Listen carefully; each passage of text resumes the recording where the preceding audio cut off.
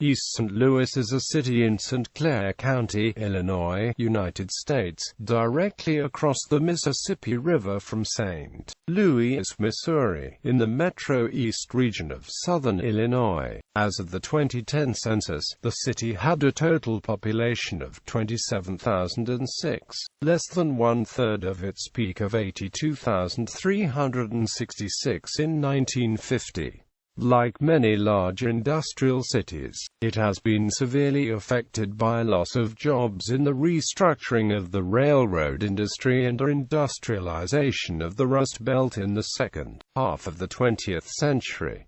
In 1950, East St. Louis was the fourth largest city in Illinois. One of the highlights of the city's waterfront is the Gateway Geyser, the second tallest fountain in the world. Designed to complement the Gateway Arch across the river in St. Louis, it shoots water to a height of 630 feet, the same height as the arch. History: Native Americans had long inhabited both sides of the Mississippi River. The Mississippian culture rulers organized thousands of workers to construct villages and complex earthwork mounds at what later became St. Louis and East St. Louis, as well as the urban complex of Cahokia to the north of East St. Louis within present-day Collinsville, Illinois. Before the Civil War, settlers reported up to 50 mounds in the area that became East St. Louis, but most were lost to 19th-century development and later road building. East St. Louis lies within the American Bottom area of the present-day Metro East area of St. Louis, Missouri. This name was given after the United States acquired the Louisiana Purchase in 1803, and European Americans began to settle in the area. The village was first named Illinoistown. East St. Louis was founded in 1797 by Captain James Piggott, a Revolutionary War veteran. In that year, Piggott began operating a ferry service across the Mississippi River, connecting Illinoistown with St. Louis. When Piggott died in 1799, his widow sold the ferry business, moved to St. Louis County, and remarried. Famed actress Virginia Mayo was a great-great-granddaughter of Captain Piggott. The municipality called East St. Louis was established on April 1, 1861. Illinoistown residents voted on a new name that day, and 183 voted to rename the town East St. Louis. Though it started as a small town, East St. Louis soon grew to a larger city at the center of a growing economy in St. Louis, which was the fourth largest city in the United States in 1870. Great Railroad Strike of 1877, a period of extensive industrial growth, followed the American Civil War. Industries located in East St. Louis make use of the local availability of Illinois coal as fuel. Another early industry was meat packing and stockyards, concentrated in one area to limit the nuisance to other jurisdictions. In the expansion, many businessmen became overextended in credit, and a major economic collapse followed the Panic of 1873. This was due to railroad and other manufacturing expansion, land speculation, and general business optimism caused by large profits from inflation. The economic recession began in the east and steadily moved west, severely crippling the railroads, the main system of transportation. In response to the difficulties, railroad companies began dramatically lowering workers' wages, forcing employees to work without pay, and cutting jobs and the amount of paid work hours. These wage cuts and additional money-saving tactics used by the industry prompted strikes and unrest on a massive scale. While most of the strikes in the eastern cities during 1877 were accompanied by violence, the late July 1877 St. Louis strike was marked by a bloodless and quick takeover by dissatisfied workers. By July 22, the St. Louis Commune began to take shape, as representatives from almost all the railroad lines met in East St. Louis. They soon elected an executive committee to command the strike and issued General Order No. 1, halting all railroad traffic other than passenger and mail trains. John Bowman, the mayor of East St. Louis, was appointed arbitrator of the committee. He helped the committee select special police to guard the property of the railroads from damage. The strike in the new de facto workers' government, while given encouragement by the largely German-American Workingmen's Party and the Knights of Labor, were run by no organized labor group. The strike closed packing industry houses surrounding the national stockyards. At one plant, workers allowed processing of 125 cattle in return for 500 cans of beef for the workers. Though the East St. Louis strike continued in an orderly fashion, across the river there were isolated incidents of violence. Harry Eastman, the East St. Louis workers' representative, addressed the mass of employees: "Go home to your different wards and organize your different unions, but don't keep coming up here in great bodies and stirring up excitement. Ask the mayor, as we did, to close up all the saloons. Keep sober and orderly, and when you are organized, apply to the United Workingmen for orders. Don't plunder. Don't interfere with the railroads here. Let us attend to that." The strikers held the railroads and city for about a week, without the violence that took place in Chicago and other cities. On July 28, U.S. troops took over the relay depot at the Commune's command center, and the strike ended peacefully. On May 27, 1896, a tornado struck St. Louis and East St. Louis that remains the deadliest event in the area because of the amount of people it injured or killed in such a short time. In approximately 20 minutes, the 1896 St. Louis East St. Louis tornado killed 137 people in St. Louis and 118 in East St. Louis. The tornado's destruction spanned 10 miles, including into the rail yards and commercial districts of East St. Louis. During the storm, 311 buildings were destroyed and 7,200 others were severely damaged. The cost of this loss was estimated to be $10 to $12 million. In 1896, this was a considerable amount of money, as a two-story brick home could be purchased at the time for a mere $1,500. East St. Louis riots of 1917. East St. Louis in 1917 had a strong industrial economy boosted by World War I, where late 19th and early 20th century European immigrants worked. Many workers entered the military, and other workers went on strike. As the war prevented immigration from Europe, major companies recruited black workers from the South to work at the Aluminum Ore Company and the American Steel Company. They were available because the U.S. Army initially rejected many black volunteers in the years before an integrated military. This was also the period of the first great migration of African Americans leaving poor rural areas of the South to go to the industrial cities and jobs of the North and the Midwest. Resentment on both sides and the arrival of new workers created fears for job security at a time of union organizing and labor unrest, and raised social tensions. At a white labor meeting on May 28, men traded rumors of fraternizing between black men and white women. 3,000 ethnic white men left the meeting and headed as a mob for the downtown, where they randomly attacked black men on the street. They destroyed buildings and physically attacked people. They killed a 14-year-old boy and scalped his mother. Before it was over, 244 buildings were destroyed. The governor called in National Guard to prevent further rioting, but rumors continued to circulate about an organized retaliation from the blacks. On July 1, 1917, a black man attacked a white man. Whites drove by black homes near 17th and Market and fired shots into several of them, shooting in retaliation. When police came to investigate the gathering of a large group of local residents, several in the crowd at 10th and Bond fired on the police, killing 2 detectives. The next morning, thousands of whites mobbed the black section of town. The rioters burned entire sections of the city and shot blacks as they escaped the flames.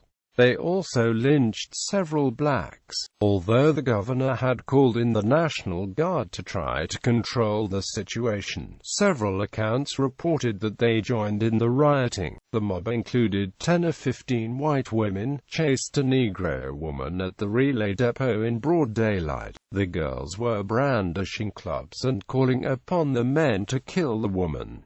The woman was a known prostitute who had white customers, though official reports suggested that the East St. Louis race riot resulted in the deaths of 39 African Americans and 9 whites. Other estimates put the figure much higher. W.E.B. Du Bois came to investigate the riots personally, and Congress also held an investigation.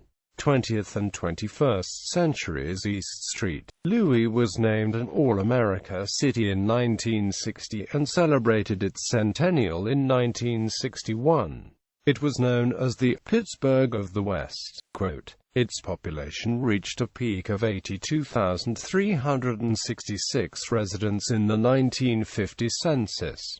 In 1950, it was the 4th largest city in Illinois. Through the 1950s and later, the city's musicians were an integral creative force in blues, rock and roll and jazz. Some left and achieved national recognition, such as Icon Amp, Tina Turner and the jazz great Miles Davis, who was born in nearby Alton and grew up in East St. Louis. The 1999 PBS series River of Song featured these musicians in its coverage of music of cities along the Mississippi River. The city suffered from the mid-century deindustrialization and railroad restructuring, as a number of local factories began to close because of changes in industry. The railroad and meatpacking industries also were cutting back and moving jobs out of the region. This led to a precipitous loss of working and middle-class jobs. The city's financial conditions deteriorated. Elected in 1951, Mayor Alvin Fields tried funding measures that resulted in raising the city's bonded indebtedness and the property tax rate. More businesses closed as workers left the area to seek jobs in other regions. More established white workers had an easier time gaining jobs in other localities, and the city demographics became increasingly black. Crime increased. Brown fields have made redevelopment more difficult and expensive. Street gangs appeared in city neighborhoods. Like other cities with endemic problems by the 1960s, violence added to residential mistrust and adversely affected the downtown retail base and the city's income. The construction of freeways also contributed to East St. Louis' decline. They were constructed through and broke up functioning neighborhoods and community networks, adding to the social disruption of the period. The freeways made it easier for residents to commute back and forth from suburban homes, so the wealthier people have moved out to newer housing. East St. Louis adopted a number of programs to try to reverse decline. The Model Cities Program, the Concentrated Employment Program, and Operation Breakthrough. The programs were not enough to offset the loss of industrial jobs due to national restructuring. In 1971, James Williams was elected as the city's first black mayor. Faced with the overwhelming economic problems, he was unable to make much of a difference. In 1979, when Carl Officer was elected as mayor, many said the city had nowhere to go but up, yet things grew worse. Middle-class citizens continued to leave the city. People who could get jobs simply left for places with work and a decent quality of life. Lacking sufficient tax revenues, the city cut back on maintenance, sewers failed and garbage pickup ceased. Police cars and radios stopped working. The East St. Louis Fire Department went on strike in the 1970s. Structure fires had destroyed such a significant number of consecutive blocks that the director of the post-Armageddon film Escape from New York chose this city as a shooting location for his film about a society that had been destroyed. In the 1980s, the state imposed a financial advisory board to manage the city in exchange for a financial bailout. State legislative approval in 1990 of riverboat gambling and the installation of the casino Queen Riverboat Casino provided the first new source of income for the city in nearly 30 years.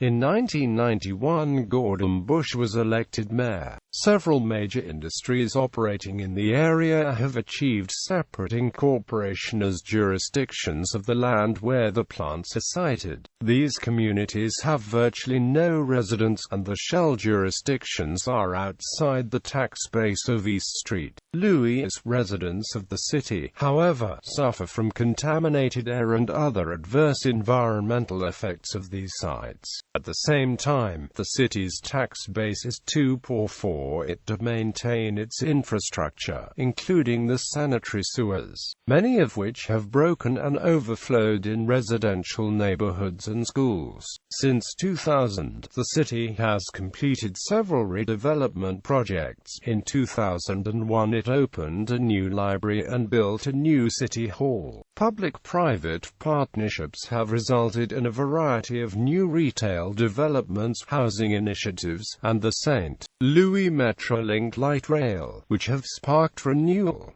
The city, now small in terms of population, has drastic urban blight. Sections of urban prairie can be found where vacant buildings have been torn down and whole blocks have become overgrown with vegetation. Much of the territory surrounding the city remains undeveloped, bypassed by developers who chose more affluent suburban areas. Many old, inner-city neighborhoods abut large swaths of corn and soybean fields or otherwise vacant land. In addition to agricultural uses, a number of truck stops, strip clubs, and semi-rural businesses surround blighted areas in the city. In 2010, the East St. Louis community gardening movement began to develop plots for urban farming, as has been done in North St. Louis, inspired by Detroit's planned use of vacant land for green development. Community associations, non-profits and universities have collaborated to spark green development in East St. Louis. Archaeological remains. In the early 1990s, archaeological surveys and excavations prior to construction of Interstate 55/70 revealed evidence of important prehistoric structures in the East St. Louis area. Both sides of the river were reported to have had numerous mounds when Europeans first settled in the area, but most in St. Louis and on the east side were lost to development. Illinois researchers discovered the remains of several earthwork mounds.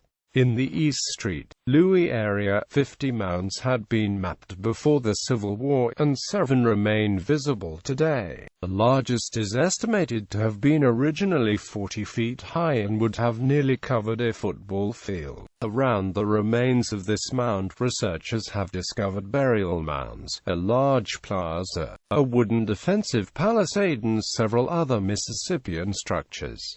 These indicate that it was a ritual center. The 500-acre prehistoric site is now called the East St. Louis Mound Center. The state and University of Illinois are trying to develop coordinated projects with East St. Louis and businesses to use the mounds and artifacts as attractions for heritage tourism. It was built by the Mississippian culture, which reached its peak in the region about AD 1100 to 1200 at the nearby major center of Cahokia, a desert designated UNESCO World Heritage Site within the present-day boundaries of Collinsville.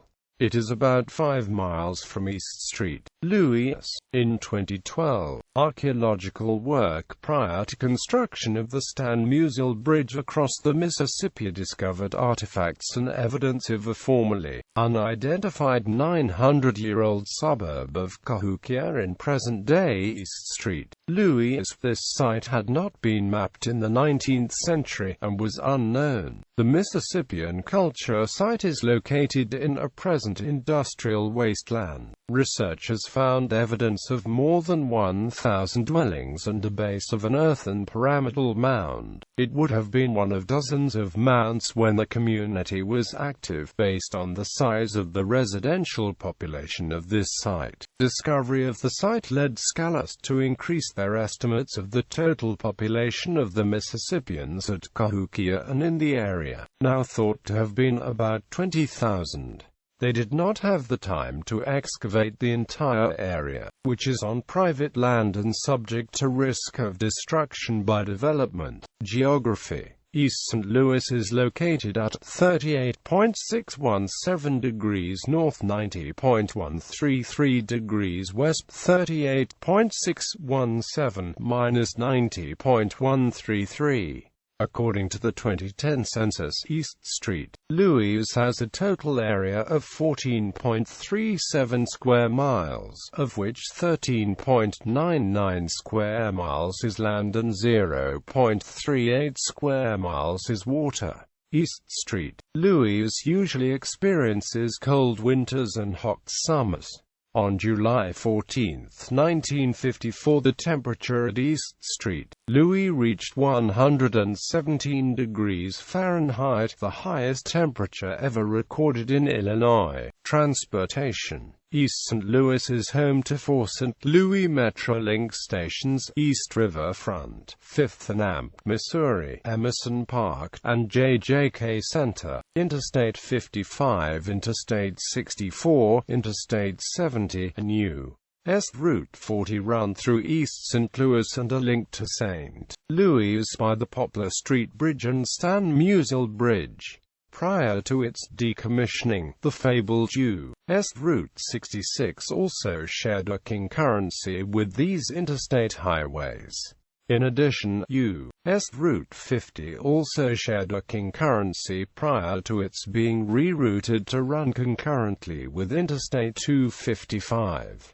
Demographics. As of the census of 2000, there were 31,542 people, 11,178 households, and 7,668 families residing in the city. The population density is 2,242.9 people per square mile. There are 12,899 housing units at an average density of 917.2 per square mile. The racial makeup of the city was 97.74% Black or African American, 1.23% White, 0.19% Native American, 0.08% Asian American, 0.03% Pacific Islander, 0.19% from other races, and 0.55% from 2 or more races. Hispanic or Latino of any race were 0.73% of the population. There were 11,178 households, out of which 33.2% had children under the age of 18 living with them. 21.9% were married couples living together. 40.6% had a female householder with no husband present, and 31.4% were non-families. 27.8% of all households were made up of individuals, and 10.9% 9.4% had someone living alone who was 65 years of age or older. The average household size was 3.80 and the average family size was 4.02. In the city, the population was spread out with 32.8% under the age of 18, 9.7% from 18 to 24, 24.6% from 25 to 44, 20.3% from 45 to 64, and 12.5% who were 65 years of age or older. The median age was 31 years. For every 100 females there were 81.5 males. For every 100 females age 18 and over, there were 72.5 males. The median income for a household in the city was $21,324, and the median income for a family was $24,567. Males had a median income of $27,864 versus $21,850 for females. The per capita income for the city was $11,169. About 31.8% of families and 35.1% of the population were below the poverty line, including 48.6% of those under the age of 18 and 25.2% of those 65 ages and older. Government and infrastructure. Several social services organizations operate in East St. Louis, including Leslie Bates Davis Neighborhood House, Catholic Urban League Christian Activity Center, and the Delta Child Care Center of Delta Sigma Theta Sorority, East St. Louis Alumni Chapter. The Southwestern Illinois Correctional Center, operated by the Illinois Department of Corrections, is near East St. Louis Fire Department. The city of East St. Louis is protected by the 53 paid professional firefighters of the city of East St. Louis Fire Department. The East St. Louis Fire Department is divided into 3 divisions of operations: administration, firefighting, hazard mitigation, and fire prevention, arson investigation. The department currently operates out of 3 fire stations located throughout the city: Engine 422 located at 17th Street and Lincoln Avenue, Engine 425 located at 17th Street and Central Avenue, and Engine 426 located at 72nd Street and State Street. The current Chief of Department is Jason Blackman. The East St. Louis Fire Department has been struggling over the past 25 years with budget cuts. Some 22 firefighters were scheduled to be laid off by May 2013. The department had 18 captains, 18 lieutenants, and 17 firefighters. According to a national fire report, approximately 49% of all emergency calls the East St. Louis Fire Department responds to structural fires. Education. The city is served by the East St. Louis School District 189. All residence is owned to East St. Louis High School. Formerly East St. Louis Lincoln High School served portions of the city. Notable people. Media. One television station is licensed to, but does not operate from, the city. Ion Television affiliate WRBU, which serves the entire St. Louis market. In the past, it served as St. Louis UPN and My Network TV affiliate. On FM sports station WXOS and non-commercial contemporary Christian music station WCBW are licensed to East St. Louis, along with sports station WQQX on AM. Crime. East St. Louis is not only one of the most violent cities in the United States, but it continuously ranks ranks among the world's most dangerous cities. According to FBI's data of 2007, the murder rate of East St. Louis hit 101.9 per population of 100,000, surpassing that of cities such as Gary, Indiana, New Orleans, Louisiana, Baltimore, Maryland, and Detroit, Michigan, as well as that of its neighbor St. Louis. FBI data shows East St. Louis' rate of rape exceeded 250 per population of 100,000. In 2014, the murder rate of city of East St. Louis was higher than that of Honduras, the country with the highest murder rate in the world, at 90.4 per 100,000 people. In 2016, Neighborhood Scat released rankings indicating that East St. Louis had the highest murder rate of any city in the United States. The following table shows East St. Louis' crime rate in 6 categories that Morgan Quitno uses for its calculation for America's most dangerous cities ranking, in comparison to the national average. Year.